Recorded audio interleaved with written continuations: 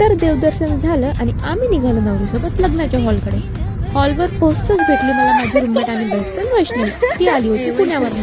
मग काय, आम्ही डायरेक्ट गेलो नवरीच्या रूममध्ये आणि रेडी व्हायला लागलो. आम्ही रूममेट असताना ना एक गोष्ट फिक्स होती, ते म्हणजे सगळ्यांना आयलायनर लावणार तर मीच. तो माझा परमनंट जॉब होता.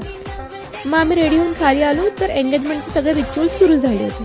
हे रिच्युअल्स पण किती एक्झॉस्टिव्ह असतात ना. आधी ते ड्रेस एक्सचेंज, मग पूजा, मग फॅमिली वेलकम आणि हो द वॉर्डरोब चेंज.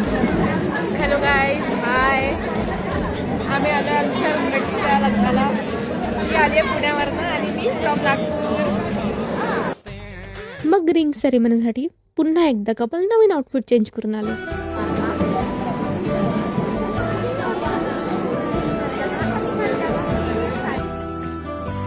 सेरेमनी नंतर मी आणि वैष्णवी गेलो लॉन मध्ये to capture some aesthetic reels और फोटोज नंतर लागली आम्हाला भूक आणि जेवण. हो, ते म्हणजे एकदम अस्सल गावाकडची पंगत. म्हणजे पाटवडी रस्सा, डाळ पोळी आणि गरम जलेबी बघूनच तोंडाला पाणी सुटलं होतं. It was delicious. तर जेवण आलो तोवर हळदीची तयारी सुरू झाली होती. तर आधी नवरदेवाला हळद लागली, मग नंतर मैत्रिणीची हळद सुरू झाली होती विथ द फॅमिली.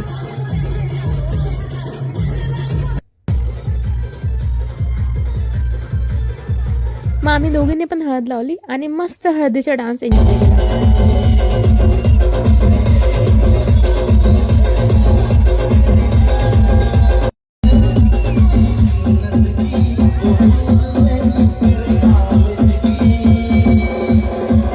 तर हळदीनंतर सुरू झाली ती मुंडवड्या बांधण्याची विधी. ते म्हणजे महाराष्ट्रीयन लग्नात मुंडवड्या म्हणजेच बाशिंग या लावण्याला एक विशेष महत्त्व आहे.